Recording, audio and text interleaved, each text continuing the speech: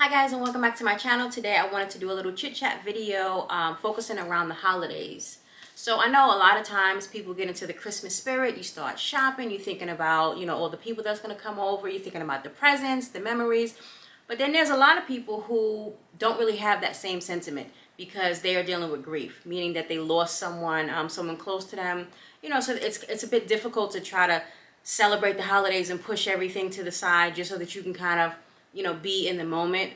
So my advice as someone who went through it and someone who still definitely goes through it is, if you don't feel like celebrating, don't. No one will be upset with you. If they really love you and they really understand how you are as a person, they'll respect it. They will, keep their distance if you decide that you don't want to host at your house, or if you don't want to celebrate in any kind of way. Because what you don't want to do is you don't want to make yourself feel uncomfortable just to try to make everybody else happy, right? You don't want to host a bunch of people in your house when you know internally you don't want people there to begin with. Christmas is just a day, right? But your feelings are forever.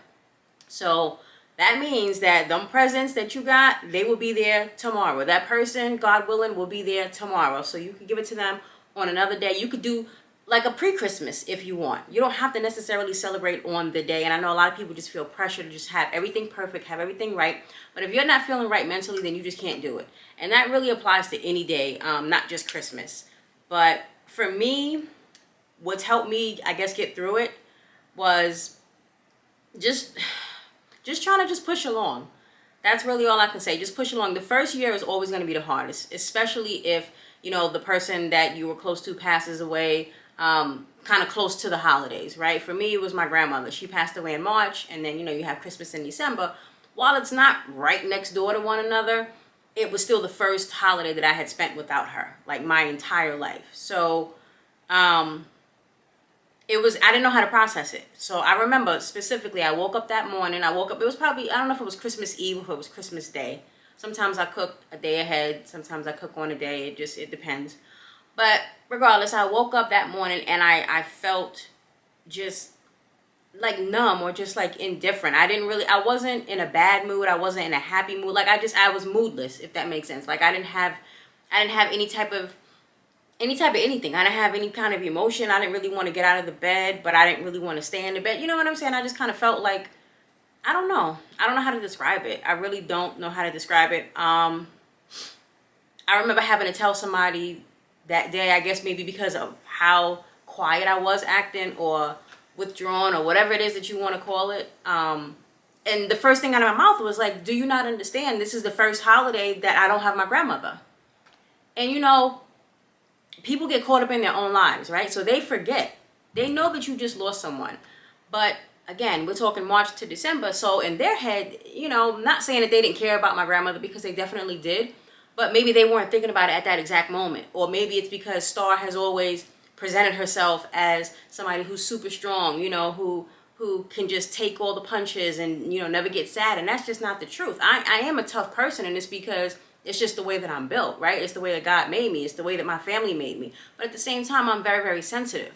So when people see me down or when people see me quiet, the first thing is like, what's wrong? What's wrong with you? Sometimes I'm just quiet. Like I do talk a lot, but sometimes I am just really quiet, and people just automatically take that as something is wrong with her. She may have an attitude or she may be sad, but that particular morning, I need some tea, y'all. I'm feeling a little tickle in my throat.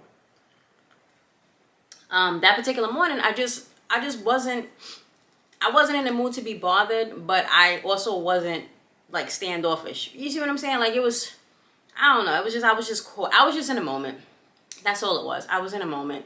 So it didn't turn into a big thing. I got up, I cooked, but I just needed a minute, because even though my grandmother passed away from Alzheimer's, for those of you who don't know, when you have that disease, it's not like, it's a slow death. That's what I like to call it. And I wouldn't wish that on my worst enemy.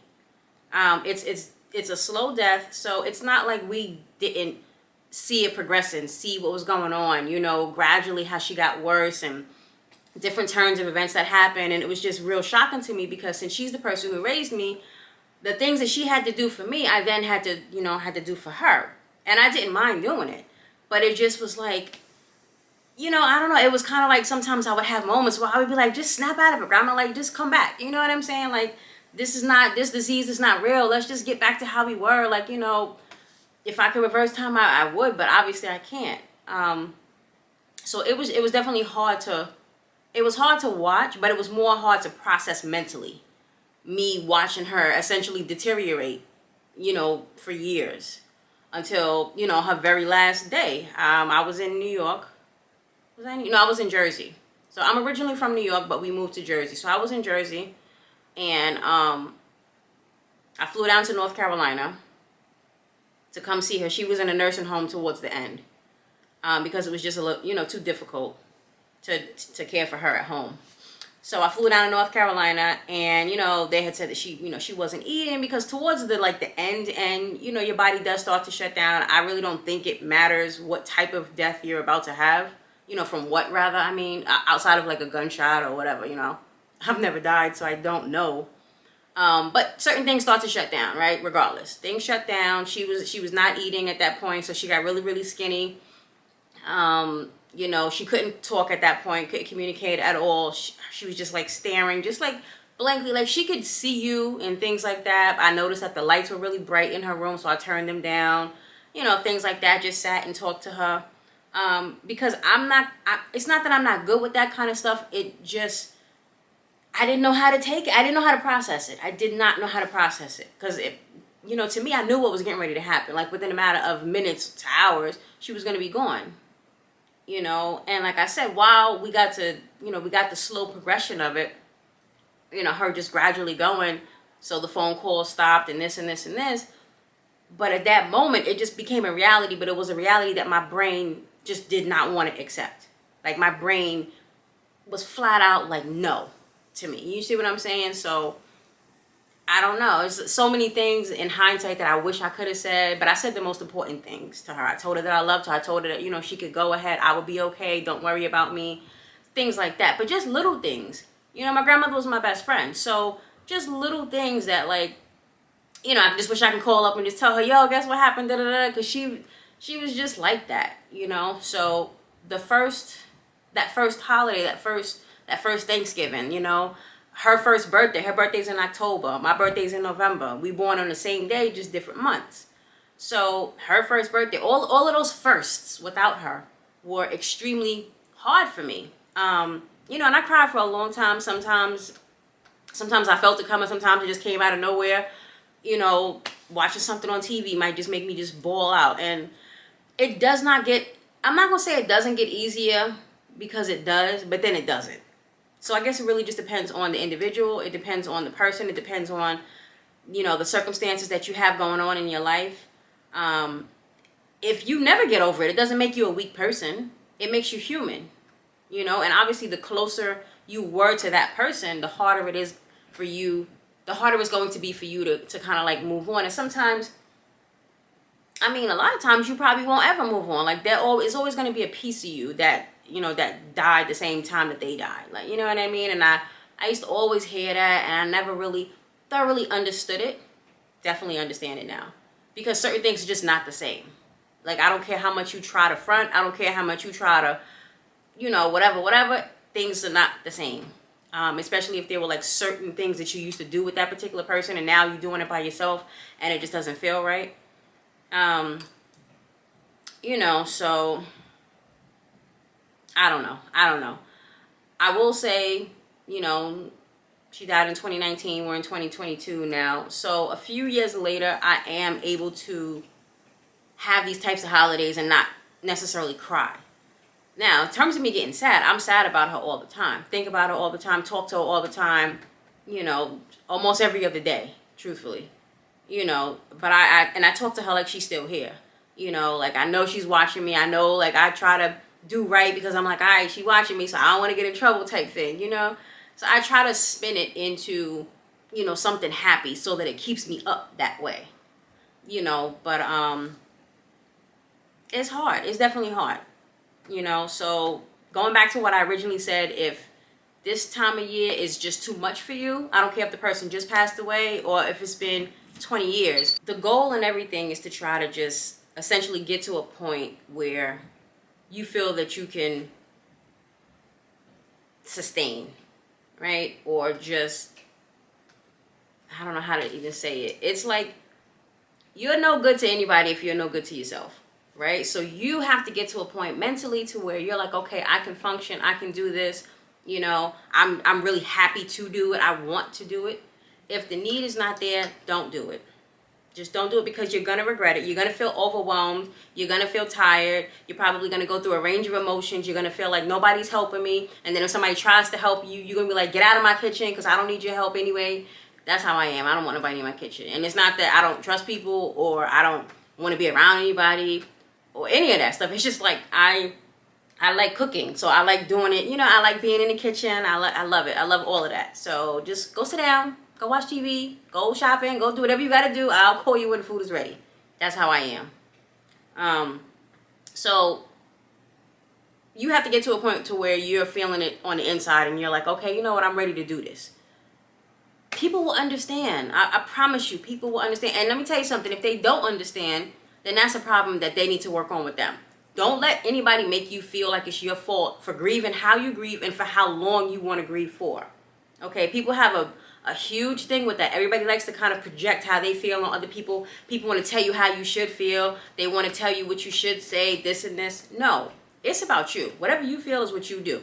You don't feel like having nobody in your house, don't do it. You don't feel like cooking, don't do it. You don't feel like going shopping, buying presents, don't do it. None of that. Get through what you have to get through first so that you can progress and that you can move on and then you can be the best version of yourself.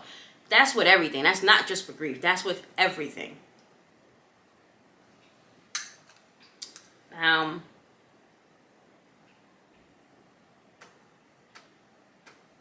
Outside of that, I would say just take your time. Just take your time. However much time you need, you know, do what you need to do to pull yourself out of that dark hole that you will absolutely be in. It's okay to be there, but it's just not okay to stay there. You know, you have to get to a point to where, again, you're living your life. Because the person that you're grieving, and they say this all the time, it's 100% true. The person that you're grieving would not want you sitting around constantly soaking all day, every day for them. They wouldn't want you to do that. They don't want, because that's wasting your life.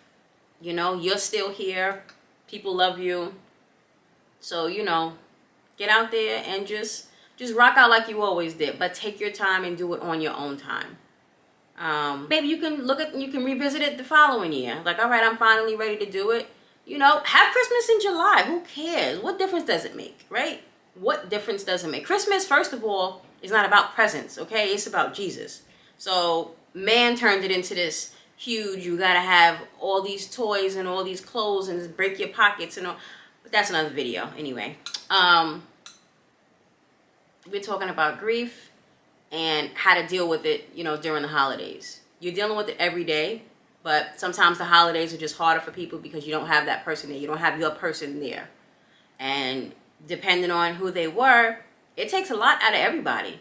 But on the flip side, sometimes getting together helps you, right? Because you have your family around. So this is that opportunity that you can take to just lean on people. To maybe y'all can sit around and talk about the person that passed away. Talk about the good times, you know. Talk about, you know, good memories and things like that. You don't have to spend it alone if you don't want to. This goes back to grieving how you want to grieve.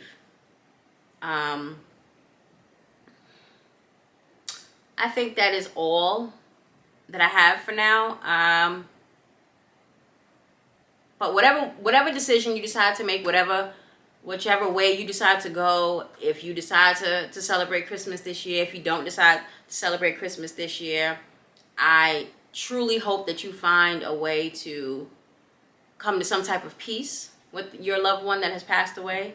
You know, try to remember the good times. Try not to focus so much on the fact that they're not here and just kind of take away all the good that they brought to your life while they were here.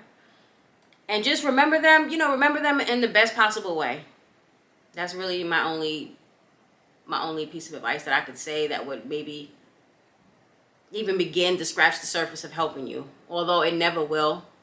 Because like I said, I still go through it, but I'm just able to cope with it a lot better.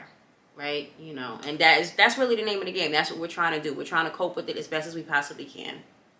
However that looks. and it's going to look different for everybody.